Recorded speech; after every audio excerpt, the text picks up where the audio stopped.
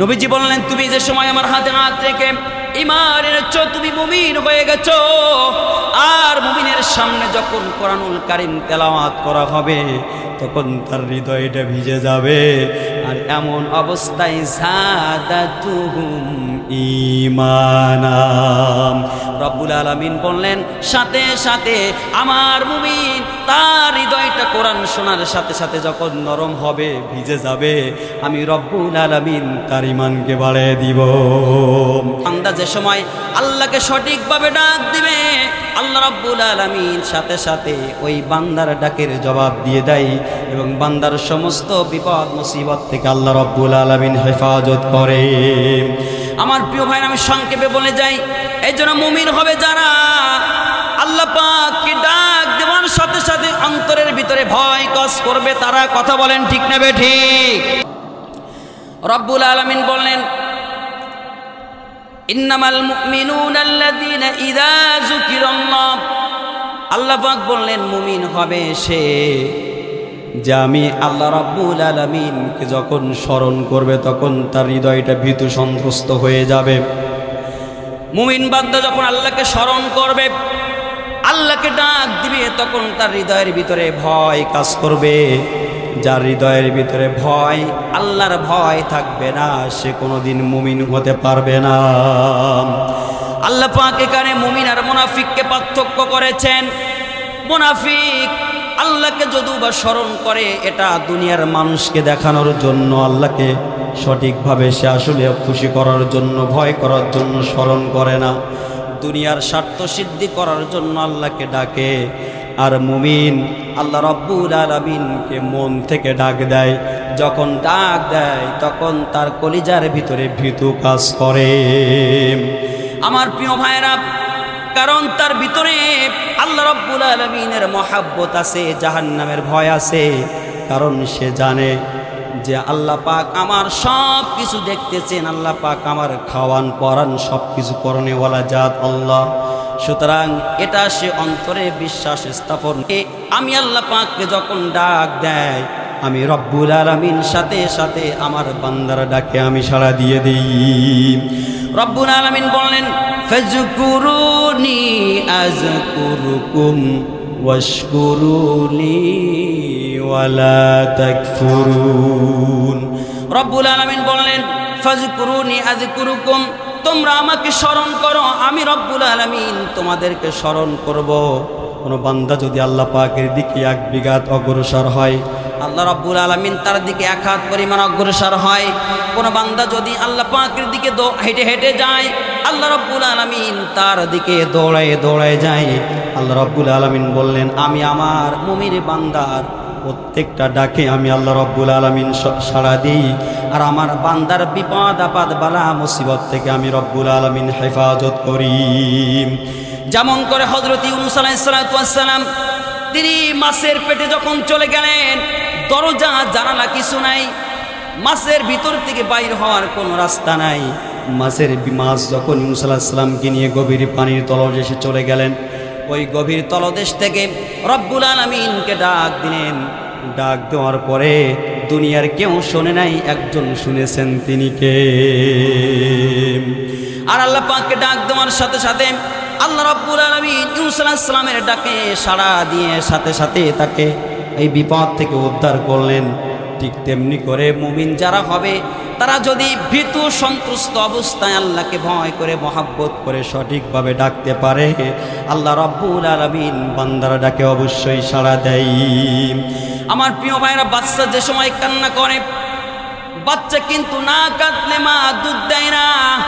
বাচ্চা যখন অন্তরের গভীর সমস্ত ভালোবাসাগুলো উজাড় করে, কষ্টটাকে উজাড় করে ভীতু সন্ত্রস্ত অবস্থায় মাকে ডাক দেয়, কান্না করে, ঠিক সে সময় মায়ের কলিজার ভিতরে কান্নার আওয়াজটা এমনভাবে আল্লাহ রাব্বুল আলামিন হিট করে দেয়, মা দুনিয়ার সমস্ত কাজকর্মগুলো ফেলে তার বাচ্চাটাকে করে উঠায় দুগ্ন পান করে তার ক্ষুধার নিবারণ করে দেয়। ঠিক তেমনি করে বান্দা যে সময় আল্লাহকে সঠিকভাবে ডাক দিবে, আল্লাহ রাব্বুল আলামিন সাথে সাথে ওই বান্দার ডাকের জবাব দিয়ে দেয় এবং বান্দার সমস্ত বিপদ মুসিবত থেকে আল্লাহ রাব্বুল আলামিন হেফাজত করে। আমার প্রিয় ভাই, আমি সংক্ষেপে বলে যাই, এই জন্য মুমিন হবে যারা আল্লাহ পাককে ডাক দেওয়ার সাথে সাথে অন্তরের ভিতরে ভয় কাজ করবে তারা। কথা বলেন ঠিক না বেঠিক? যাদের হৃদয়ের ভিতরে আল্লাহ পাকের ভয় নাই তারা মুমিন হতে পারবে না। যাদের হৃদয়ে আছে আল্লাহর ভয় তারা কবু পথ ভুলে যায় না। আল্লাহর প্রেম ছাড়া এই দুনিয়ায় কোনো কিছু হাতছানি দেয় না। যাদের হৃদয়ে আছে আল্লাহর ভয় তারা কবু পথ ভুলে যায় না। ঠিক না বলেন? আমার প্রিয় ভাইয়ের জন্য আল্লাহকে ভয় করতে হবে, ভয়ের ব্যাপারে কোনো শরিক থাকা যাবে না। আমার প্রিয় ভাইয়েরা, কারণ খাওয়ানোর মালিককে, সব কিছু করণেওয়ালা জাতকে, যেহেতু আল্লাহ সেহেতু সেই আল্লাহকে ভয় করতে হবে, আল্লাহকে ডাক দিতে হবে। 2 নাম্বার হলো ওয়াইদা তুলিয়াত আলাইহিম আয়াতুহু যাদাতুহুম ঈমানা।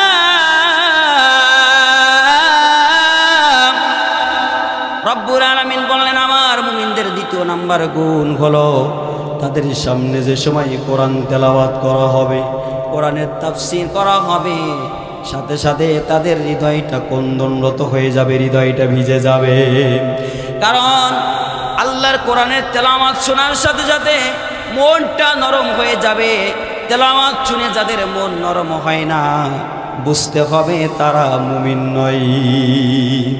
কারণ পাথরের মতো শক্ত হৃদয়, শক্ত মন মানসিকতা নিয়ে মুমিন হওয়া যায় না। মুমিন যে হবে কোরআন তেলাওয়াত শোনা মাত্রই তার হৃদয়টা গুলে যাবে, ভিজে যাবে। তার ছোট্ট একটা উদাহরণ দিই। আল্লাহর নবী আলাইহিস সালাতু ওয়াস সালাম মসজিদে নববীতে নবীজি কোরআন তেলাওয়াত করছেন। কি করছেন? আওয়াজ দিবেন, কি করছেন? কোরআন তেলাওয়াত করছেন। নবী আলাইহিস সালাতু ওয়াস সালাম মসজিদে নববীতে কোরআন তেলাওয়াত করছেন। এমন সময় একজন ইহুদি মসজিদে নববীর পাশ দিয়ে তিনি হেঁটে যাচ্ছিলেন। তার নাম হচ্ছে বারা ইবনে আব্দুল্লাহ। কি নাম? জোরে বলেন, কি নাম? তার নাম হলো বারা ইবনে আব্দুল্লাহ। এই বারা ইবনে আব্দুল্লাহ মসজিদে নববীর পাশ দিয়ে যে সময় হেঁটে যাচ্ছেন, আল্লাহর নবী সুমধুর কণ্ঠে কোরআনুল কারীম তেলাওয়াত করছেন। বারা ইবনে আব্দুল্লাহর কর্ণে কহরে যখন সুমধুর এই আওয়াজটা চলে গেল, সাথে সাথে মসজিদে নববীর জানালার কাছে যে তিনি থমকে দাঁড়ায়, যে ভিতরে তাকায় দেখে মুহাম্মদ ইবনে আব্দুল্লাহ তিনি কি যেন তেলাওয়াত করতেছেন, কি যেন পড়তেছেন।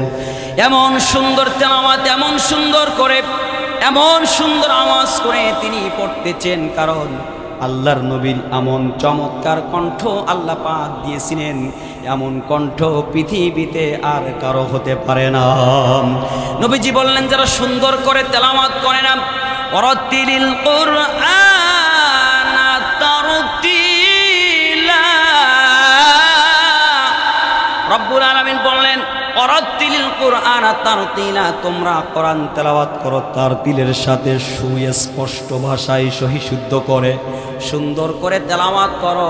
নবীজি বললেন, যারা সুন্দর করে কোরআন তেলাওয়াত করে না তারা সত্যিকারে মুমিন নয়। আল্লাহ নবী সুন্দর করে তেলাওয়াত করছেন। এইবার ইবনে আব্দুল্লাহর কোন সময় জানি ঘুম এসে গেছে, তিনি বুঝতে পারে নাই। নবীজি তেলাওয়াত শেষ করে তিনি বাড়িতে চলে গেলেন, বাসায় হুজরাখানায় চলে গেছেন। বারা ইবনে আব্দুল্লাহ কিছুক্ষণ পরে তার ঘুম ভেঙে গেল। হেলান দিয়ে তিনি ঠ্যাক লাগাই ঘুমাচ্ছিলেন। তাকায় দেখে মুহাম্মদ ইবনে আব্দুল্লাহ মসজিদে নববীর ভিতরে নাই। বারা ইবনে আব্দুল্লাহ বাড়িতে চলে গেলেন। বাড়িতে যাওয়ার পরে তিনি অস্থিরতা প্রকাশ করতেছেন। বারবার তিনি চিন্তা করতেছেন, আবার কোন সময় মুহাম্মাদের কণ্ঠে আমি এটা শুনবো। কারণ তিনি বারবার চিন্তা করতে, জীবনে অনেক কত শিল্পীর গান জীবনে শুনেছি, কিন্তু এমন সুমধুর কণ্ঠের কবিতা আমি জীবনে কোনোদিন শুনি নাই। আমার প্রিয় ভাইরা, পরের দিন সকালবেলা ফজরের নামাজ আদায় করে নবী আলাইহিস সালাতু ওয়াস সালাম সূরা আর রহমান তেলাওয়াত করতেছিলেন। আল্লাহর নবীজি সুন্দর করে সূরা আর রহমান তেলাওয়াত করতেছেন। বারা ইবনে আব্দুল্লাহ আবারও যে তিনি মসজিদ নববীর জানালার কাছে ঠ্যাক দিয়ে দাঁড়ালেন। নবীজি সূরা রহমান তেলাওয়াত করছেন, আর রহমান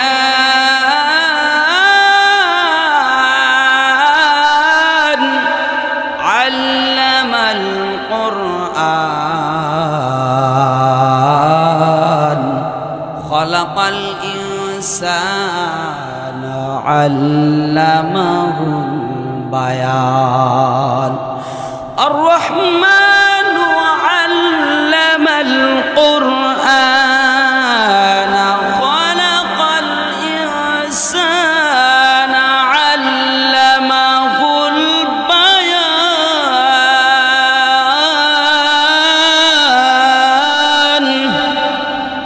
নবী আলাইহিস সালাতু ওয়াস সালাম সূরা রহমান যে সময় তেলাওয়াত করা শুরু করে দিলেন, বারা ইবনে আব্দুল্লাহ যে দাঁড়ায় গেলেন।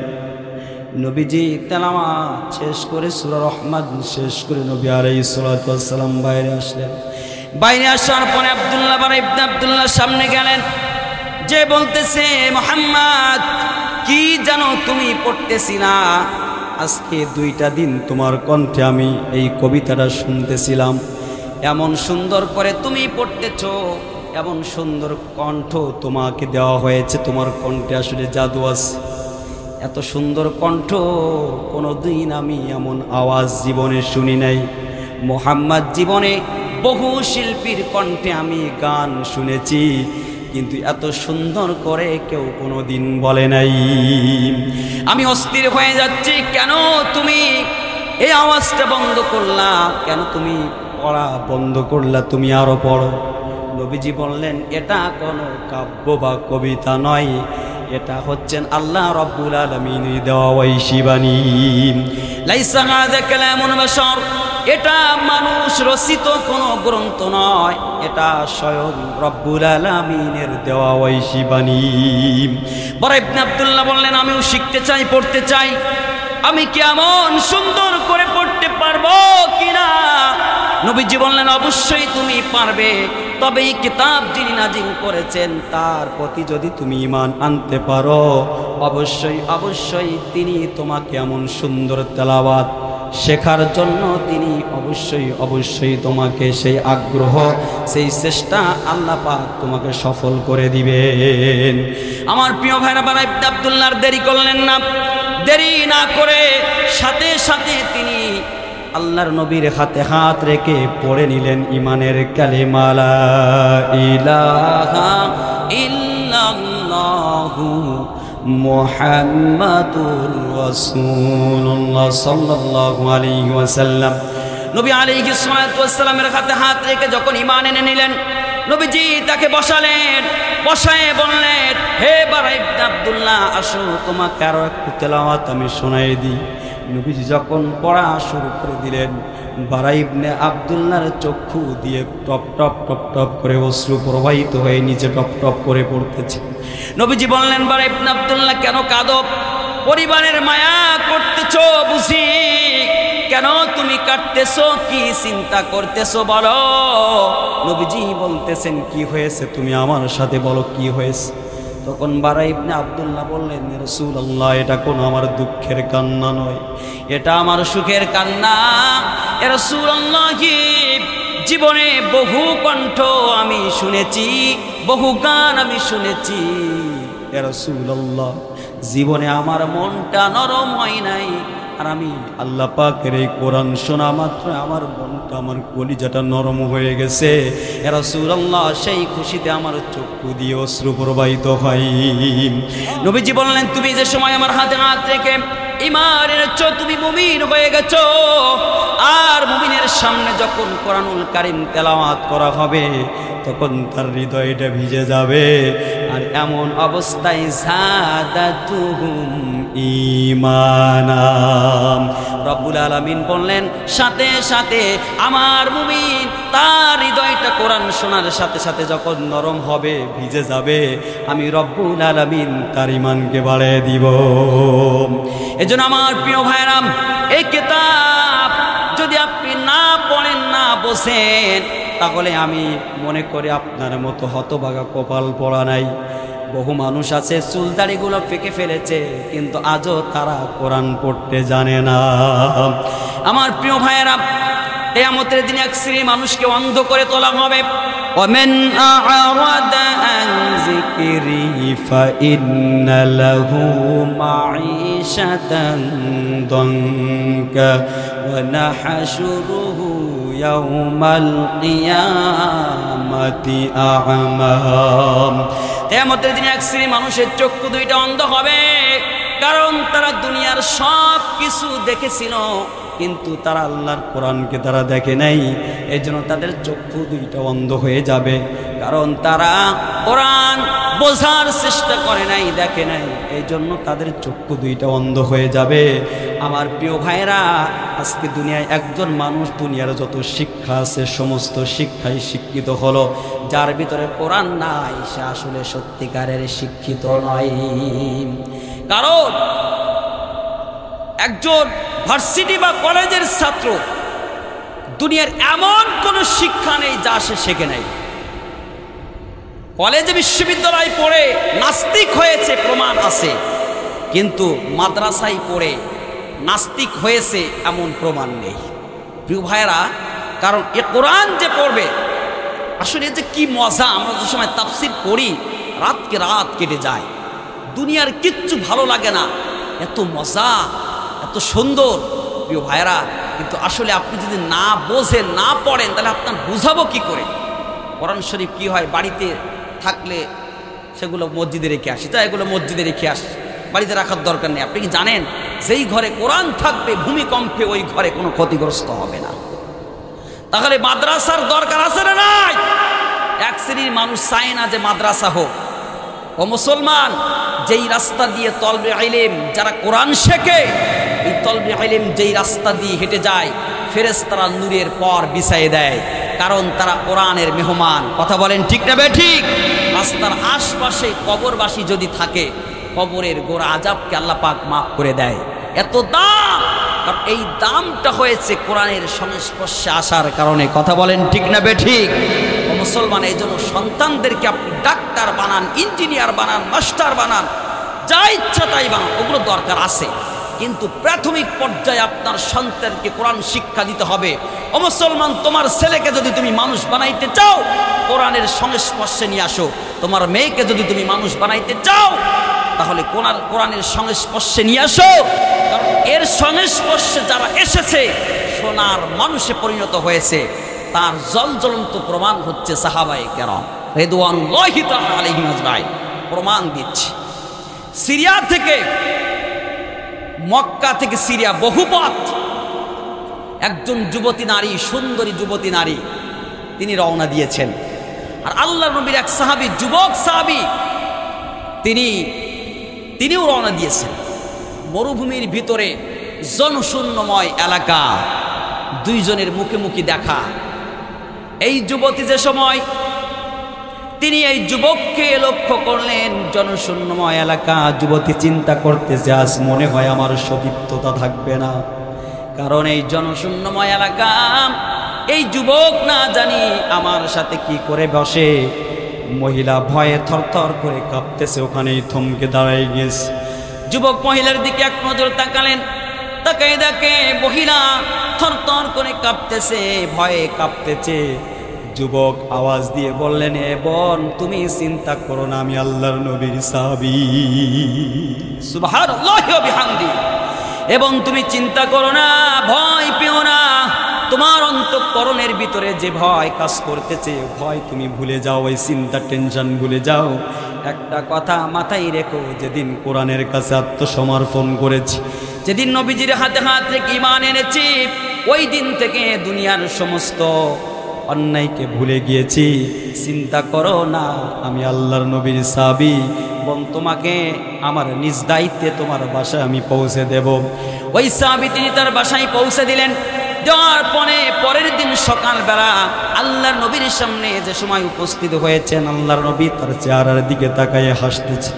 নবীজি যখন যুবকের চেহারার দিকে তাকাইয়ে হাসতেছেন, যুবক বলতেছে, ইয়া রাসূলুল্লাহ, আপনি কেন হাসতেছেন? তখন নবীজি বলতেছেন, আমি তোমার চেহারার ভিতরে নূর দেখতে পাচ্ছি, তখন সাহাবী বলতেছে রাসূলুল্লাহি গতকালকে একজন যুবতী মহিলা তার সাথে আমার মরুভূমিতে দেখা হয়, আমাকে দেখে ভয়ে কাঁপতেছিল, আমি নির্ভয়ে তাকে আমি হেফাজত করে বাসায় পৌঁছে দিয়েছি। নবীজি বললেন 100 যুবক তারা যৌবন হেফাজত করলে যে সওয়াব হবে, এই সওয়াবটা আল্লাহ রাব্বুল আলামিন তোমার আমলনামায় পৌঁছে দিবে। এজন্য মুসলমান কোরআন সত্যিকারে মানুষ বানাইতে পারে। কোরআনের শিক্ষা যার ভিতরে নাই তার ভিতরে নীতি নৈতিকতা থাকতে পারে না। এজন্য কোরআনওয়ালাদের হাতে যদি সমাজ চলে যায়, এই সমাজ সুদ ঘুষ জেনা ব্যভিচারী করার সুযোগ পাবে না, দুর্নীতি করার সুযোগ পাবে না। কারণ এই সমাজে দুর্নীতি হয় তার একটার কারণ হলো কোরআনের সঠিক জ্ঞান না থাকার কারণে। এই জন্য কোরআন দিয়ে রাষ্ট্র সমাজ জাতি চলুক, এরা চান কি চান না? জোরে বলেন, চান কি চান না?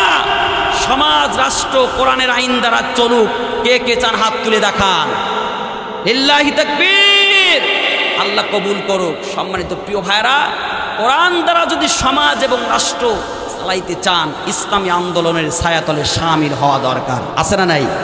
জোরে বলেন, আছে না নাই? মুসলমান সব কিছু চলবে একজনের আইনে, তিনি কে? আল্লাহ। আল্লাহ পাক বলছেন যাদাতুহুম ঈমানা, তাদের ঈমান বেড়ে যাবে। তাহলে কোরআনের কাছে আসলে যদি ঈমান বাড়ে, প্রসিদ্ধ হওয়া যায়, মুমিন হওয়া যায়, তাহলে কোরআন থেকে কি দূরে থাকা যাবে? জোরে বলেন। তাহলে যারা কোরআন শোনা বাদ দিয়ে যারা জরুরত ছাড়া উঠে যে বাজারে ঘোরাফেরা করতেছে, এরা সারা জীবন চেষ্টা করলেও মুমিন হতে পারবে? জোরে বলেন না কেন? হতে পারবে না। সম্মানিত প্রিয় ভাইরা, কোরআন মধু, এমন মধু, মৌমাছিকে যেমন হাজার চেষ্টা করেও মধু থেকে বিচ্ছিন্ন করা যায় না, ঠিক তেমনি করে মুমিনকে হাজার চেষ্টা করে জেল জুলুম অত্যাচার নির্যাতন দিয়েও কোরআন থেকে বিচ্ছিন্ন করা যাবে না। কারণ মুমিন কারোর জন্য আসে না, মুমিন একমাত্র আল্লাহর কোরআনের জন্য আসে। কথা বলেন ঠিক না বেটি? আল্লাহ রাব্বুল আলামিন কবুল করুক, সবাই বলি আমিন।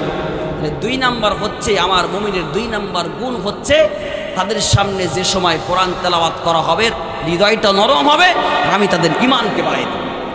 নাম্বার 3 হলো ওয়া আলাল্লাহি ফালইয়াতাওয়াক্কালিল মুমিনুন। আল্লাহ পাক বললেন 3 নাম্বার গুণ হলো, আমার মুমিনরা দুনিয়ার কারোর উপরে তারা ভরসা করবে না, একমাত্র আমি রব্বুল আলামিনের উপরেই ভরসা করবে। ঘোষণা কার? একটু জিকির করি, লা ইলাহা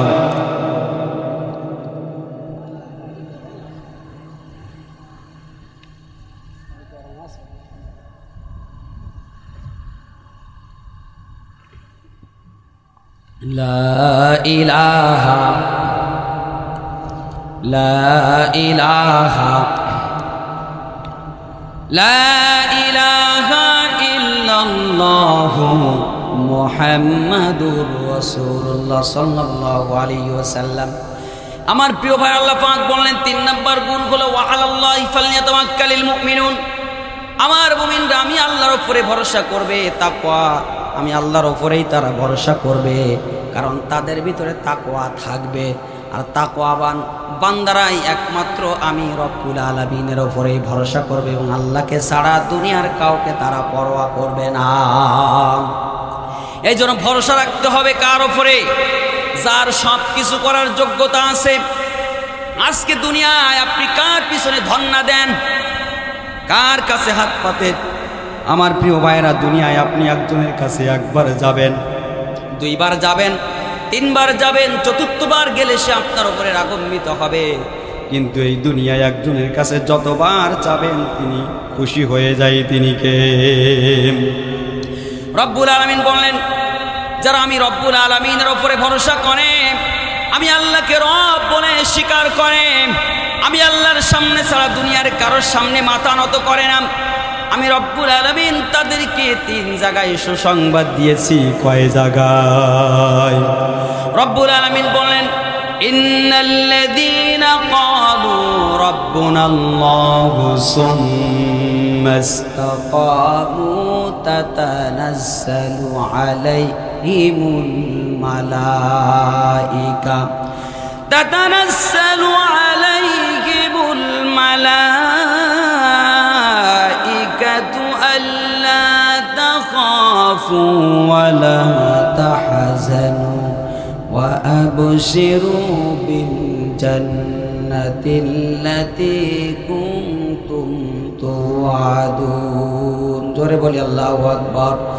রব্বুল আলামিন বললেন, যারা ইন্নাল্লাযীনা ক্বালু রাব্বুনাল্লাহ, যারা আমি রবের প্রতি ঈমান আনলো, সুম্মা ইসতাকামু, এবং যারা ইস্তেকামত থাকে, রব্বুল আলামিন তাদেরকে 3 জায়গায় সুসংবাদ দিয়েছেন।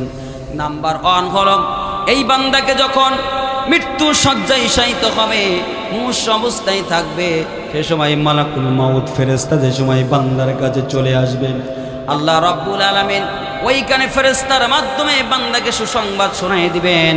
ফেরেশতারা এসে বলবেন, আল্লাহর বান্দা তুমি চিন্তা করো না, ভয় পেও না, সুসংবাদ গ্রহণ করো, ওই জান্নাতের যার ওয়াদা আল্লাহ রাব্বুল আলামিন দিয়েছেন। মালাকুল মাউত এমন ভাবে জানটা কবজ করে নিয়ে যাবে, একটা শিশু বাচ্চা মায়ের কোলে দুধ পান করতে করতে যেমন করে আস্তে করে ঘুমায় যায়, ওই বান্দার জানটা কবজ করে নিয়ে যাবে, সেও আস্তে করে ঘুমায় যাবে, বুঝতে পারবে না। আমার প্রিয় ভাই, নাম্বার 2 হলো, ওই বান্দা যে সময় কবরে রাখা হবে, ওই বান্দাকে মুনকার নাকির ফেরেশতা এসে বান্দার কাছে প্রশ্ন করবে। আল্লাহ রাব্বুল আলামিন ওই ফেরেশতাকে ডাক দিয়ে বলবেন, ও আমার ফেরেশতারা, আমার বান্দাকে ডিস্টার্ব করিও না, আমার বান্দার 60 বছর 70 বছরের জিন্দেগিটা আমি আল্লাহ রাস্তায় কাটাইছে, আসো আসো, আমার বান্দার সমস্ত প্রশ্নের জবাব আমি আল্লাহ পাক দিয়ে দেব। নাম্বার 3 হলো, এই বান্দা যে সময় হাসরের ময়দানে উঠবে, যেদিন সূর্য 1 মুষ্টি তোমা অথবা 1 বিঘাত মাথার উপরে থাকবে, মাথার ঘিনুগুলা টকবক করবে, বান্দা ওই সময় চিন্তিত হয়ে যাবে। আল্লাহ পাক ডাক দিয়ে বলবেন, বান্দা চিন্তা করো না, ভয় পেও না, ফেরেশতা পাঠাই দিয়ে আল্লাহ রাব্বুল আলামিন ফেরেশতার মাধ্যমে ওই বান্দাকে সুসংবাদ শোনাই দিবেন, এবং আল্লাহ পাক তার আরশের নিচে ছায়া দিবেন। এজন্য আমার প্রিয় ভাই, ওই আল্লাহর পথে অবিচল থাকার দরকার আছে না নাই? ওই আল্লাহর উপরে ভরসা রাখার দরকার আছে না নাই? কারণ আল্লাহর উপরে যারা ভরসা করে, আল্লাহ রাব্বুল আলামিন তাদের জিম্মাদার হয়ে যায়। আর আল্লাহ পাক যদি কারোর জিম্মাদার হয়ে যায়, দুনিয়া এবং আখিরাতে তার কোনো চিন্তা নাই। এজন্য বিপদে আপদে মুসিবতে সব জায়গায় একজনকে ডাকবো, তিনি কে? একজনের প্রশংসা করব, তিনি কে? কারণ নিয়ামতের কোনো অভাব আছে নাই। আমরা 2 চোখে যা কিছু দেখি, এগুলো কার সৃষ্টি? সব নিয়ামত কে দিয়েছেন? আল্লাহ পাক বললেন, বান্দা সব তোমার, তুমি হয়ে যাও আমার। ঠিক কিনা বলেন? তার নিয়ামতের শুকরিয়া কেমনে আদায় করি, তাই বারে বারে ওই কদমে লুটিয়ে পড়ি, তাই বারে বারে ওই কদমে লুটিয়ে পড়ি। তার নিয়ামতের শুকরিয়া কেমনে আদায় করি, তাই বারে বারে ওই কদমে লুটিয়ে পড়ি। যাইদে দিকে এই 2টি চোখ দেখি মহিমা, তার নিয়ামতের এই জগতে হয় না তুলনা। যাইদে দিকে এই 2টি চোখ দেখি মহিমা, তার নিয়ামতের এই জগতে হয় না তুলনা। তাই দমে দমে এই জবানে সেই নামই সরি, তাই দমে দমে এই জবানে সেই নামই সরি। তাই বারে বারে ওই কদমে লুটিয়ে পড়ি, তাই বারে বারে ওই কদমে লুটিয়ে পড়ি। তার নিয়ামতের শুকরিয়া কেমনে আদায় করি, তাই বারে বারে ওই কদমে লুটিয়ে পড়ি। খাদ্যহীনের দাও গো খাবার, দুঃখী জনের সুখ, রাত্রি শেষে আধার কেটে দেখালো মুখ। খাদ্যহীনের দাও গো খাবার, দুঃখী জনের সুখ, রাত্রি শেষে আধার কেটে দেখালো মুখ। তাই দমে দমে ওই কদমে, তাই দমে দমে এই জবানে সেই নামি সুরি। তাই বারে বারে ওই কদমে লুটিয়ে পড়ি, তার নিয়ামতের শুকরিয়া কেমনে আদায় করি। তাই বারে বারে ওই কদমে লুটিয়ে পড়ি। আস্তে বাবা হাওয়া। এজন্য প্রশংসা হবে কার? আল্লাহর প্রশংসা করতে হবে। দুনিয়ায় একজন মানুষ যদি এক কাপ চা কাউরে খাওয়ায় কতবার যে প্রশংসা করে, অথচ যেই মাওলা রাতের ঘুম নামক মরণ নামক ঘুম থেকে জাগায়ে দেয়, একটা বারের জন্য ফজরের নামাজের মাধ্যমে বান্দা প্রশংসা করে না। যেই মাওলা খাওয়ায় পড়ায় একটা বারের জন্য সেই মাওলার প্রশংসা করে না, কত বড় হতভাগা কপাল পোড়া। ছোট্ট একটা উদাহরণ দেই। মিশরে যে সময় দুর্ভিক্ষ এসেছিল, সে সময় মিশরের খাদ্যমন্ত্রী ছিল হযরত ইউসুফ আলাইহিস সালাতু ওয়াস সালাম। হযরত ইউসুফ আলাইহিস সালাম ছিলেন খাদ্যমন্ত্রী। তো খাদ্য যে সময় দুর্ভিক্ষ চলতেছে, ইউসুফ আলাইহিস সালাম খাদ্য যে সময় সরবরাহ করতেছে, বিলি করতেছেন, একজন যুবক সামনে এসেছে। এসে তিনি পাত্র ধরে বলতেছে, আমাকে খাদ্য দিন। তো তাকে 100 আটা দেওয়া হলো। দেওয়ার পরে ওই যুবক আবারও চাইলেন, ইউসুফ আলাইহিস সালাম তাকে আবারও দিতে বললেন। আবারও যখন দেওয়া হলো, তৃতীয়বার ওই যুবক আবারও চাইলেন। হযরত ইউসুফ আলাইহিস সালাম বললেন তাকে আবারও দেওয়া হোক। 3 বার দিলেন। 10 কেজির মতো আটা তাকে দেওয়া হয়েছে। দেওয়ার পরে যুবক আবারও চেয়েছে। হযরত ইউসুফ আলাইহিস সালাম বলতেছেন, যুবক তুমি কে? কেন তুমি বারবার চাইতেছো? তোমাকে যদি সব দিয়ে দেই তাহলে গোটা রাজ্যবাসীকে আমি কি দেব? তখন যুবক বলতেছে, আমি কে এই পরিচয়টা যদি আপনি জানতে পারেন, যতটুকু আমাকে দিয়েছেন তা ছাড়া আরো বাড়াই দিবেন। আমি কে এটা যদি আপনি জানতে পারেন, তাহলে যা দিয়েছেন তা ছাড়া আরো বাড়াই দিবেন। তখন ইউসুফ আলাইহিস সালাম বলতে চাচ্ছে, তুমি কে গো, পরিচয়টা দেবা তো? তখন বলতেছে, আল্লাহর নবী ঈসা। আজিজ, হে আল্লাহর নবী ইউসুফ। আজিজ মিশরের স্ত্রী জুলাইখা যে সময় আপনার চরিত্রের কলঙ্কিত করার জন্য যে সময় আপনার বিরুদ্ধে উনি নালিশ করেছিল, উনি আপনার বিরুদ্ধে মামলা দায়ের করেছিলেন, সে সময় দোলনার যে শিশুটা আপনার চরিত্রের পক্ষে যিনি সাক্ষী দিয়েছিলেন, আমি সেই দোলনার শিশু। ঠিক সেই সময় আল্লাহ পাক ইউসুফের কাছে ওহী নাজিল করে বলছে, ইউসুফ, একজন ব্যক্তি শুধুমাত্র একদিন একটা সময় তোমার চরিত্রের পবিত্রতার সাক্ষী দেওয়ার কারণে তুমি তাকে বাড়াই দিলা, তাহলে তুমি একটাবার কি চিন্তা করেছো আমার যেই বান্দা দৈনিক 5 বার আমি মাওলার সামনে সেজদা দেয়, রুকুতে এবং সেজদাতে যে সুবহান রাব্বিয়াল আযীম, সুবহান রাব্বিয়াল আ'লা আমার প্রশংসা করে, আমার পবিত্রতা ঘোষণা করে, সেই বান্দা আমি তাকে কতটা বাড়াই দিব, এটা কি তুমি একটাবার ভেবেছো? সম্মানিত প্রিয় ভাইরা, আল্লাহর প্রশংসা যতবার করবেন ততবার তিনি খুশি হবে। কথা বলেন ঠিক না বেঠিক? বান্দা যে সময় রুকুতে যায়, সেজদায় যায়, বান্দা নামাজে থাকে, যতক্ষণ আল্লাহ রাব্বুল আলামিনের রহমত নাজিল হয় ততক্ষণ সুবহানাল্লাহি ওয়া বিহামদিহি। ঠিক আল্লাহ পাক বলছেন, আল্লাযীনা ইউকিমুনাস সালাহ, মুমিনের 4 নাম্বার গুণ। আল্লাহ পাক বলছেন, আল্লাযীনা ইউকিমুনাস সালাহ, আমার মুমিনের 4 নাম্বার গুণ হচ্ছে তারা নামাজকে কায়েম করবে, প্রতিষ্ঠিত করবে। নিজেদের ভিতরে, সমাজে এবং রাষ্ট্রে, পরিবারে, সব জায়গায় আমার মুমিন নামাজকে প্রতিষ্ঠিত করার চেষ্টা করবে। কারণ সমাজ থেকে যদি অশ্লীলতা দূর করতে যান, তাহলে ওই সমাজে নামাজ প্রতিষ্ঠিত করে দেন। পরিবারের ভিতর থেকে যদি পরিবারের যে সদস্যগুলো আছে তাদের থেকে যদি অশ্লীলতা, বেহায়াপনা, গুনাহ থেকে হেফাজত করতে চান, ভালো বানাইতে চান, পরিবারের ভিতরে নামাজ চালু করে দেন। ঠিক তেমনি করে ব্যক্তিত্ব থেকে রাষ্ট্রীয় পর্যন্ত যদি প্রত্যেকটা জায়গায় নামাজ কায়েম হয়ে যায়, সত্যিকার অর্থে নবী আলাইহিস সালাতু ওয়াস সালাম বলছেন, যেই সমাজের মানুষ একাগ্র চিত্তে আমি মাওলার সামনে সেজদা দিতে পেরেছে, ওই সমাজের মানুষের জিম্মাদার আল্লাহ রাব্বুল আলামিন নিজেই হয়ে গেছে।